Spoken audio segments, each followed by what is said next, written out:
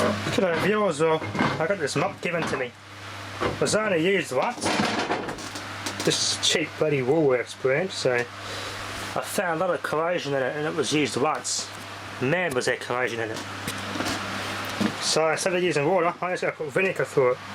Vinegar will clean this thing right up. And vinegar is also a natural alternative to bleach, so boiling vinegar is not only going to be good for this mop, prolong the aluminium boiler, it's also going to be a very hygienic way of cleaning. So it's also good for the mop and for the floor. It works better than just using water alone. Gotta finish that off one day. That there, I'll try and pop that some other day. Alright, let's start mopping. It's already plugged in, just turn it on, let's see how much power it consumes. It's on, a lot of green lights on. The orange light is when the reservoir gets too low. It's 5 amps, it's pretty yeah,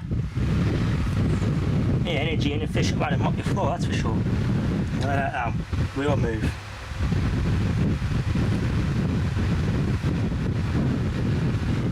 It takes about, I don't know, I think it says about 2 or 3 minutes to fully warm up.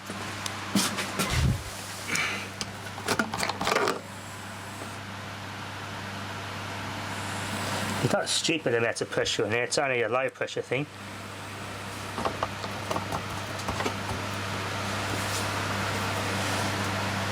It's 925 watts. How much power it consumes for the first time filling.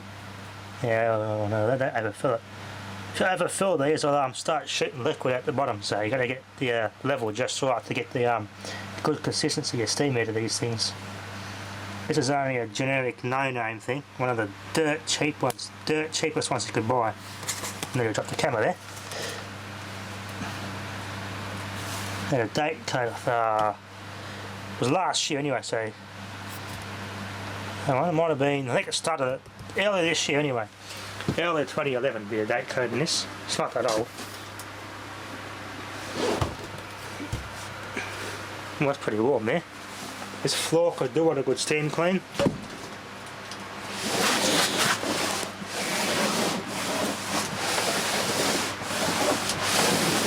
See if it gets those marks off.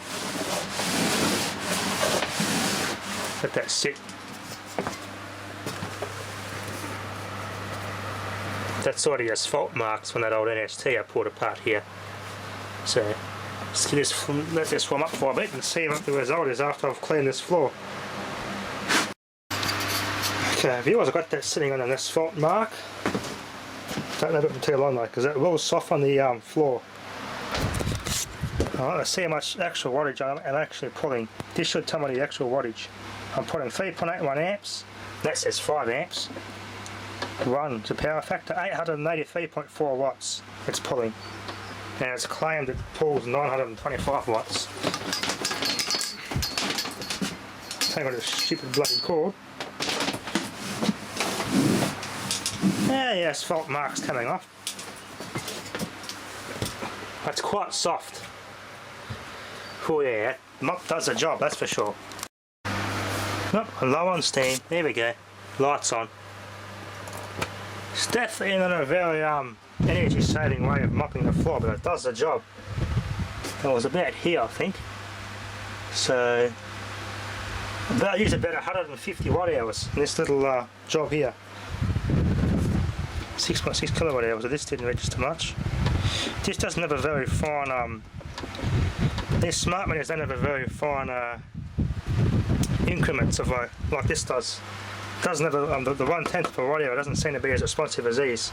The good thing about these meters is you can actually keep close track of how much power you're using every little bit.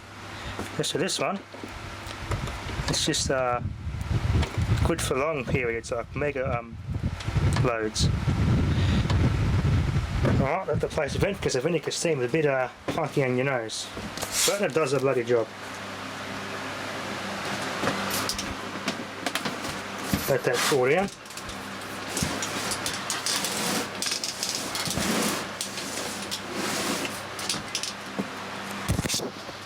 I also got all the crap off this microwave too. The sand, I picked up all the black stuff off it from the previous videos I did on this nuking stuff. Quite clean. Okay viewers, I might as well do a teardown on this. Look at the quality of the wiring and everything. Because this was actually sold at Woolworths, this brand. Woolworths, this brand's exclusive to Woolworths, so something you buy in a supermarket. Let's have a look at the dodgy quality inside. It also takes ordinary towels, so you can clamp any rag under there and use anything other than the proper pad it comes with. So we've got a couple of screws under there. Let's see what it's like inside. See how good a job the manufacturers have done. Okay viewers, this thing bloody stinks. You can smell this plastic. Typical cheap China stuff. I think that plastic's the glass filled ABS, like the smart meters use. Same sort of plastic, so they can withstand quite a bit of heat. I'm going to pull the cap off to get the tank out, but it's all a sealed unit. There you go. Little rubber mounting feet to stop the thing from rattling. They've fused the bottom of the tank over the top. I get light over now to see what the heating element looks like inside. There we are, there's a little heating element. And that's got like an aluminium heat sink around it that helps evenly distribute the heat throughout that tank. And it goes up a little chamber in here. Then it comes out this pipe here, which goes out through this little guide and it distributes it through this little plastic manifold here. And I think they're stainless steel screws as well, so unless I got to top that into account, because otherwise I probably would have been rusty by now. Need a power switch. Should pull that out and see what the quality of that's like. But for the money you pay for this thing, there you go, it's a YIBAA EBAL brand, 6.5 amp, 250 volt rated. So it's rated for the job. It's not undercover, getting overloaded or anything. A little thermostat thing there, which goes to that warning light. So if something gets too hot, this must trip and turn that light on and tell you that the reservoir's low. It's a Chinese clicks and it's a no-name brand. But the wiring and everything's pretty good. We've got a heat shrunk, high temperature rated wiring. It's all properly in there. It's, for the price you pay for this, in the inside's not too bad.